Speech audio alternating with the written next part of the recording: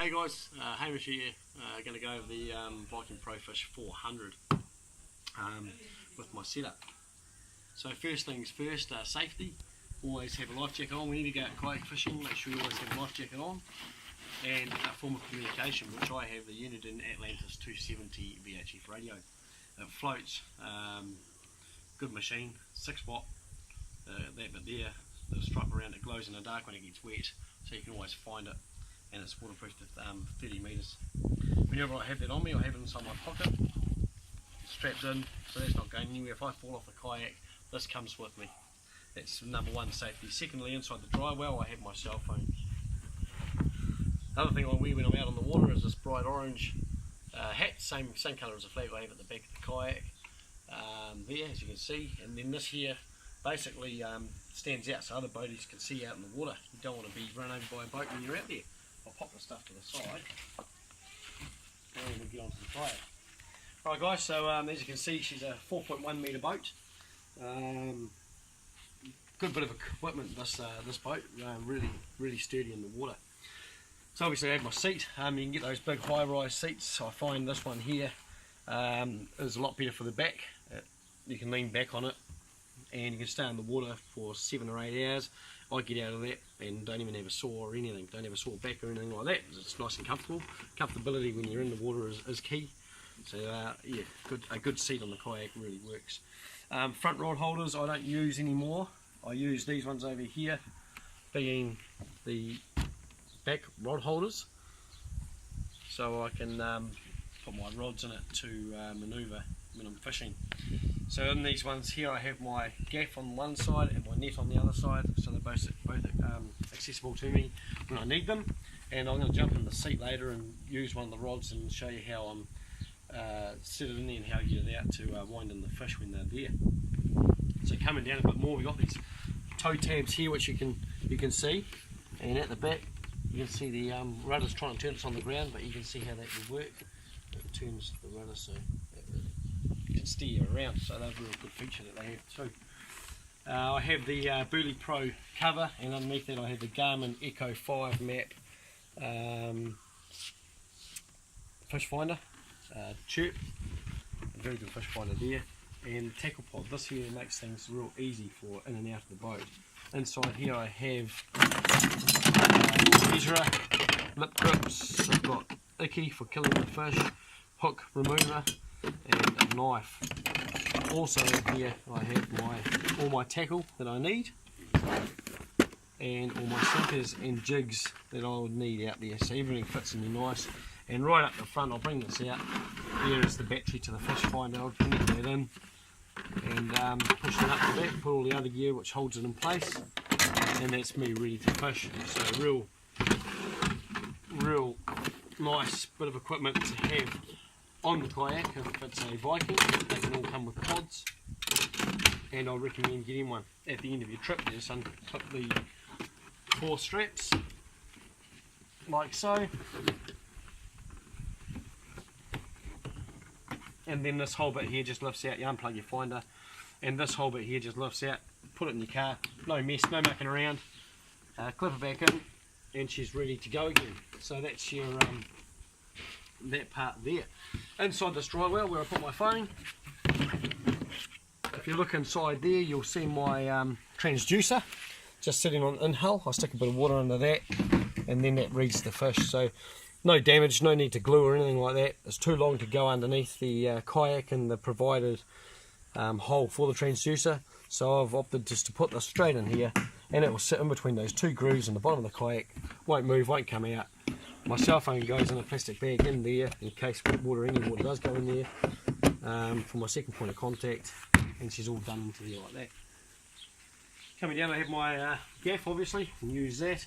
These are all attached when I'm going on the water, and on this side I have my net for catching and bringing it on board. Moving along, we've got 2 front rod holders. Now these starports are real good. You click a button and they come straight off. Starport, Railblazer starports are all these ones. You put that on, click it back in, and she stays there. Got my little camera there for when I'm fishing. I'll take some videos and post them on YouTube channel which I've just started called Flaming Kayak Production. So If you ever look up Flaming Kayak Productions, you'll see the videos, and this video itself will be posted. I will show you about those when I sit inside the kayak.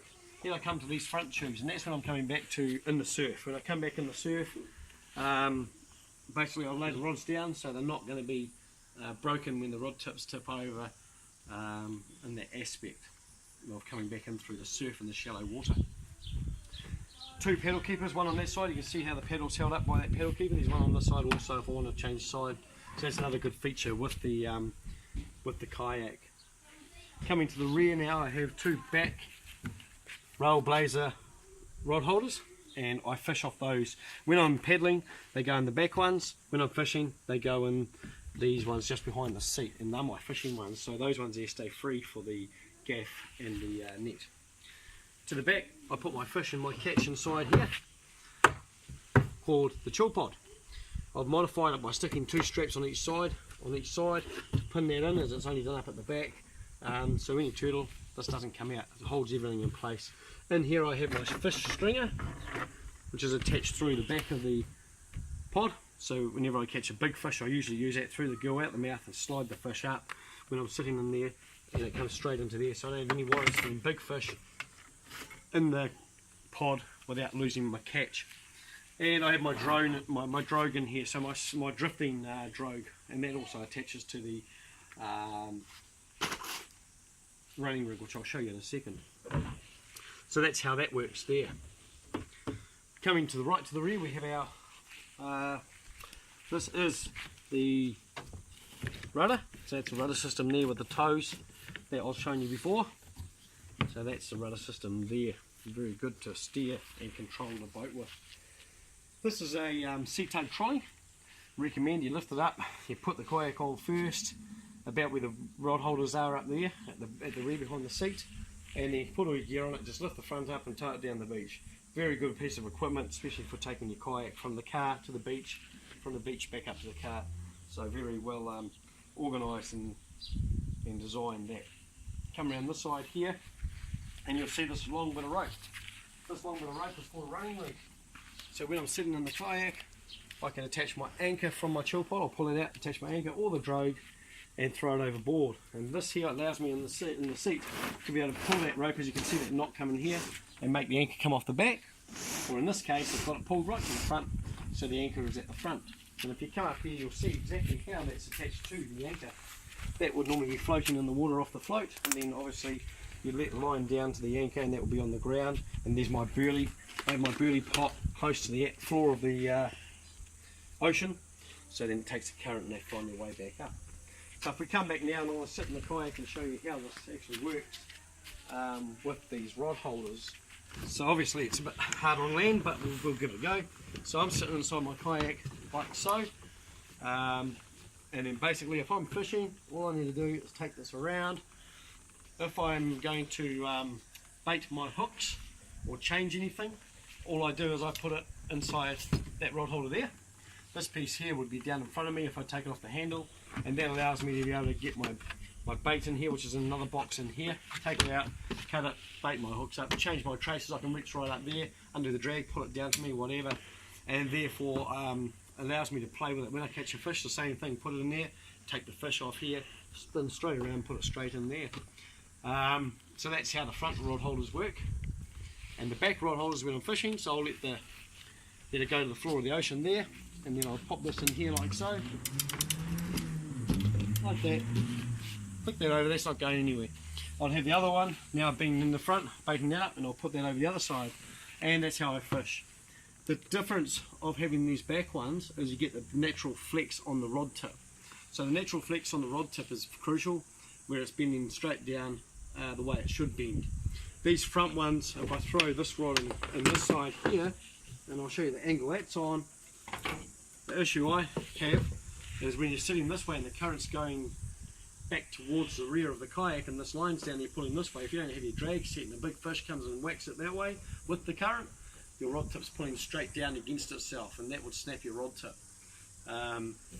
So that's where I find easier with these ones here. The second one is obviously when I look up, you can see on my face that I'm looking up into the sun, and that's generally where you are when you're fishing. You're looking up and you're squinting your eyes trying to see the tip to see if you're getting anything.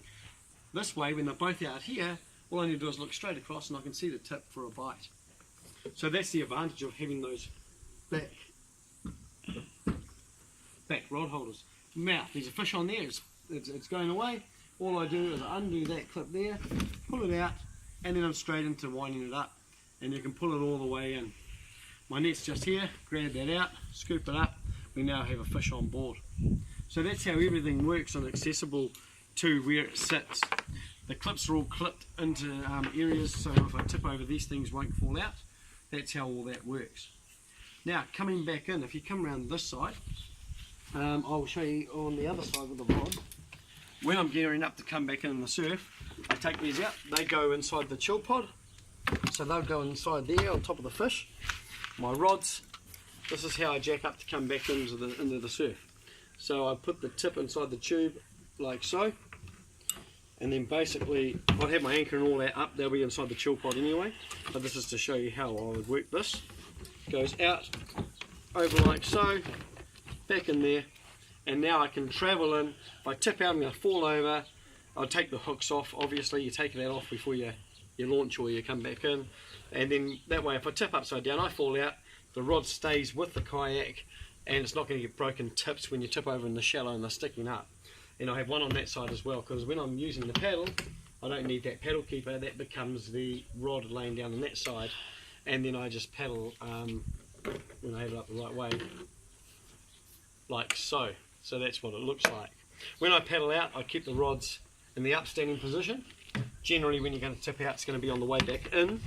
However, you can tip out on the way out, but usually because you're powering with the oar, you usually go straight through, the waves will pop up over top of them anyway. So that's the full video of my kayak setup. If I want to change to the drogue, which I haven't showed you, so if I change to the drogue here, all I have to do is from the kayak, pull that line up, this comes up to the surface, and then basically all I got to do is attach that loop like so, straight in there, drop that over. I can make this go off the back or the front, and then they'll fill of water and then you just drift away, and that goes down about what, 2 meters. Okay, so that's how that works. So very good bit of kit. I'll recommend a profish kayak to anyone. So if you want to get into kayak fishing and you feel like it's something you'd like to get into, then definitely go and see the boys at Viking Kayaks and Matamata, Grant Montague, Stephen Tapp. They'll sort you out. Best fishing kayaks I've ever come across, to be honest, and quite frankly I won't go to anything else. So cheers for listening to my video, guys, and I hope you enjoy, and if you get into it, hopefully you'll learn some tips today of how to set your kayak up. Cheers.